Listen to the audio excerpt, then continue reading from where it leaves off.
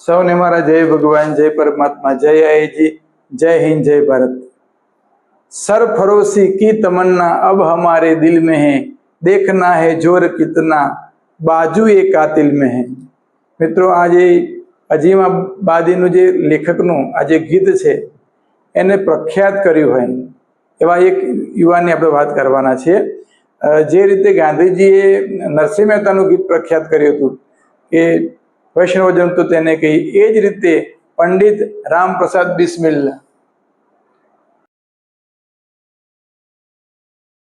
જેની આજે વાત કરવાના છે। મિત્રો, ઉત્તર પ્રદેશના શાહજહાંપુરની અંદર જન્મ થયો હતો આજની તારીખ એટલે 11મી જૂન અને 1897માં। અને એમણે દેશની આઝાદી માટે ખૂબ જ પ્રયત્ન કર્યો હતો। મિત્રો, 30 વર્ષ સુધી જીવ્યા હતા। માત્ર 30 વર્ષની ઉંમરે તેને ફાંસીની સજા મળી હતી। એટલે આપણે એ પોતે ક્રાંતિકારી, તો સશસ્ત્ર ક્રાંતિકારી, સાથે સાથે એ કવિ પણ હતા, સાથે સાથે લેખક પણ હતા અને સાથે સાથે શાયર પણ હતા। એટલે એમનો ગઝલનો પણ શોખ બહુ હતો। એમણે જે કાર્યો કર્યા, શરૂઆતમાં જે આર્ય સમાજથી પ્રેરિત થઈ ગયા અને આ જે ક્રાંતિની લડાઈમાં જોડાઈ ગયા।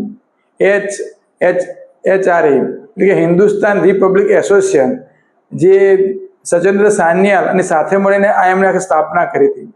એ પછી તો SHRA તરીકે, હિન્દુસ્તાન સોશિયલિસ્ટ રિપબ્લિક એસોસિએશન તરીકે આ જે સંસ્થા છે એ આગળ આવી।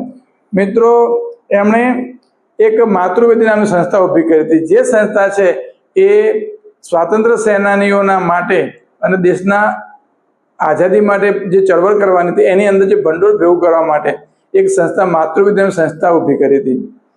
પછી મેનપુરી ષડયંત્ર, એટલે મેનપુરી ષડયંત્રની અંદર આ જે સંસ્થા જે કામ કરવાની હતી એ મેનપુરી ષડયંત્ર કહેવાનું। એને સાહિત્યનું વિતરણ કરવાનું, સાથે સાથે ભંડોળ ભેગું કરવાનું, યુવાનોને ભેગા કરવાના, સંગઠિત કરવાના અને દેશ માટે તૈયાર કરવાનું। પછી એમણે મોટામાં મોટું જે કામ કર્યું તે કાકોરી ટ્રેન લૂંટ, બ્રિટિશનો જે ખજાનો હતો એ ટ્રેનમાં જતો હતો એને લૂંટી લીધો, બરાબર। એના કારણે એમની ધરપકડ થઈ। અને મિત્રો, 1925માં એમને ફાંસીની સજા આપવામાં આવી, જે આ કાકોરી ટ્રેન લૂંટ કરી હતી એના કારણે। અને એમના જે છેલ્લા શબ્દો હતા એ આ ગીત પણ હતું, સાથે સાથે એમણે એવું કીધું, આઈ વિશ ફોલ ડાઉન ઓફ બ્રિટિશ સામ્રાજ્ય, હું બ્રિટિશ સામ્રાજ્યને એના નેસ્ત નાબૂદ થવાની ઈચ્છા રાખું છું। મિત્રો, અશફાક ઉલ્લા ખાન સાથેની જે મિત્રતા હતી ને એ કોમી એકતાનું એક જબરજસ્ત ઉદાહરણ હતું। આપણે કદાચ અત્યારે જાણતા ના હોઈએ, પણ જ્યારે 1857 વિપ્લવ થયો ને ત્યારે આપણા જે દેશના મુખ્ય જે રાજા હતા ને, આખી જે યોજના બની તેમાં મુખ્ય રાજા હતા એ બહાદુર જફરને રાખવામાં આવ્યા હતા। એટલે મિત્રો, સમજવાનું એ હતું કે હિન્દુ મુસલમાન ભેગા થઈ અને અંગ્રેજોને મારી ભગાડવા માટેનું આખે સૌથી પહેલો આપણો સ્વાતંત્ર્ય સંગ્રામ થયો હતો। એટલે હિન્દુ મુસ્લિમની વેરઝેર, રાગ દ્વેષ, ઈર્ષા ઊભી કરવાની અને અંદરો અંદર લડાઈ મારવાના, ઝઘડા કરવાના જે મુખ્ય જે હતું ને એ અંગ્રેજો હતા। અને આપણા જ દેશના મોહમ્મદ અલી જીના એનો હાથો બન્યા હતા। અને એના કારણે જ એ હિન્દુ મુસલમાન છે આ જે થોડું જે જોવામાં આવે છે ને, એકતામાં જે ખોટ પડી છે એ વસ્તુ ત્યાંથી શરૂઆત થઈ હતી। બાકી તો ઔરંગઝેબના મૃત્યુ બાદ કદીએ હિન્દુ મુસલમાન વચ્ચે ક્યારેય ઝઘડા નહોતા થયા। એટલે આ સમજવાની જરૂર છે। એ કોમી અખલાસનું મોટામાં મોટું ઉદાહરણ હોય તો પંડિત રામપ્રસાદ બિસ્મિલ્લા અને અશફાક ઉલ્લા ખાન। મિત્રો, આજે એમની જન્મ જયંતિ 11 જૂન એમની જન્મ જયંતિ છે। એમણે જે કામ કર્યા હતા ને એ ખૂબ જ યાદ કરવા જેવા છે। મિત્રો, સાથે સાથે એમણે પોતાની આત્મકથા પણ લખી હતી।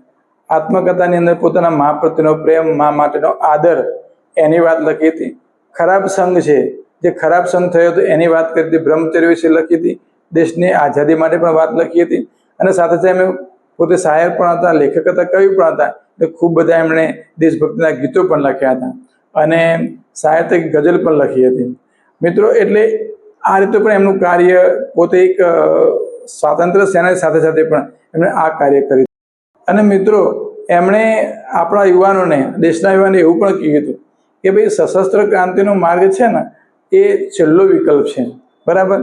અમે તો આ રીતે જઈએ છીએ, પોતાનું બલિદાન આપીએ છીએ, પણ તમે આગળ આ દેશમાંથી અંગ્રેજો જાય એના માટે સશસ્ત્ર ક્રાંતિ ના કરી શકો તો તમે એવું બંધારણીય કોઈ પણ કાર્ય કરીને પણ દેશને આઝાદ કરજો.